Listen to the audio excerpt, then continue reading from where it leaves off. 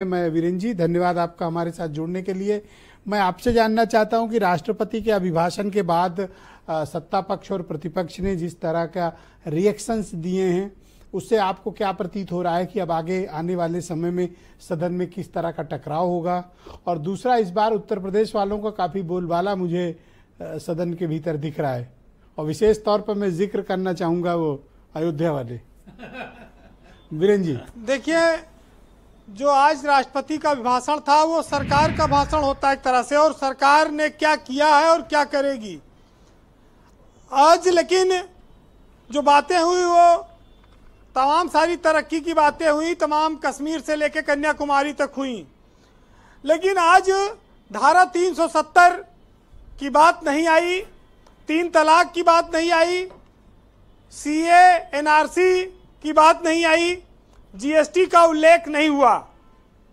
भविष्य में सरकार का जो रोड मैप होगा, जिस पर हम जनसंख्या नियंत्रण कानून की बात करते हैं इस देश के लिए, जिस पर हम धार्मिक एजेंडे मथुरा, काशी, वाराणसी तमाम उसकी बात करते हैं, वो सब चीजों पर भी आज के भाषण में उल्लेख नहीं था।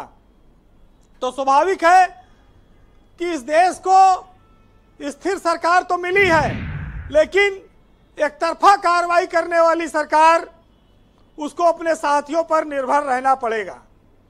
इस देश में ब्रजेश जी एक सौभाग्य कह सकते हैं कि सरकार जब जब अस्थायी होती है तो देश तरक्की करता है, देश में संसाधन बढ़ते हैं, और इस मामले में मोदी कामयाब रहे हैं। पिछले 10 सालों में वो लगातार स्थिर सरकार चलाकर आए हैं।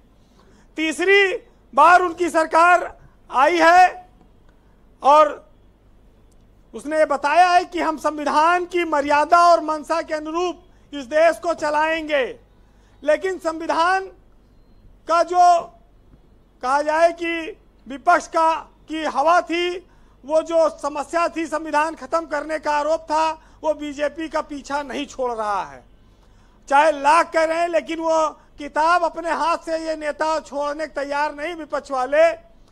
राहुल गांधी ने पैंट शर्ट छोड़ दिया, कुर्ता पैजामा पा गए, लेकिन संविधान की किताब नहीं छोड़ी। यह बड़ा बीजेपी के लिए एक मुसीबत है। ब्रजेश जी, भारत जैसे देश में जब संगोल पर बात आती है, जब भारत के इतिहास पर बात आती है, भारत के तमाम ऐसे राजाओं, योद्धाओं जिन्होंने इतिहास लिखा, तमाम संस्कृतियों का मिलन है, अगर उनको सम्मान देश की संसद के भीतर मिलता है तो ये बहुत आश्चर्य की बात नहीं है। ये हमारे देश की धरोहर है, और उसको जिस रूप में अगर कोई दूसरे रूप में देखता है तो वो एक राजनीतिक, आज के जमाने में क्या चीज राजनीतिक रूप ले ले, इसका कोई अनुमान नहीं लगा सकता है, और कब कहां क्या चीज नुकसान करने लगे।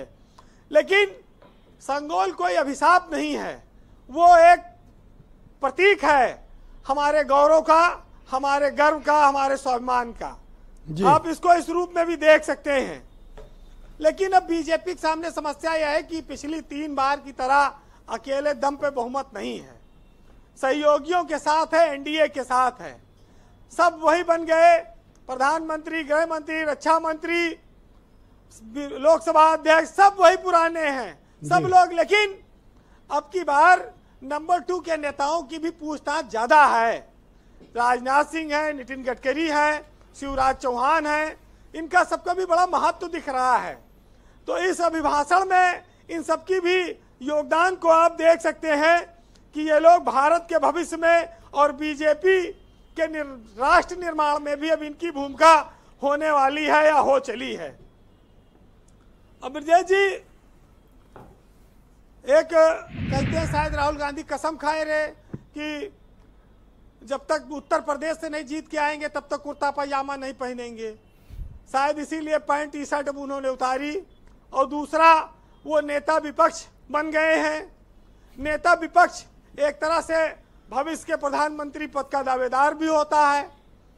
ये सब राहुल गांधी। अरे मैं कई लोग को देखा ट्विटर और फेसबुक पे, बड़े हर्ट हो गए हैं कि वो टी शर्ट क्यों उतार दिए, कुर्ता पजामा क्यों पहने, वापिस पहनो टी शर्ट। बड़ा हर्ट हो गए। एक भाई तो यहाँ कांग्रेस वाले गलती से टी शर्ट पहन के आ गए। पर इनका उस दाढ़ी नेता को लेकर कुर्ता भी तमाम सारी लोग उन पर चर्चा करते थे। तो राहुल ने दाढ़ी भी हटवाई। ये तो सब मोदी जी भी दाढ़ी रखवाए तो लोग कहे रविन्द्रनाथ टैगोर की तरह हो गए। ये तो नेताओं का अपना चलता रहता है जी। लेकिन संगोल समस्या न बने बीजेपी की, ये बीजेपी इसका इंतजाम करे। अभी तो संविधान और आरक्षण से निपट रही है।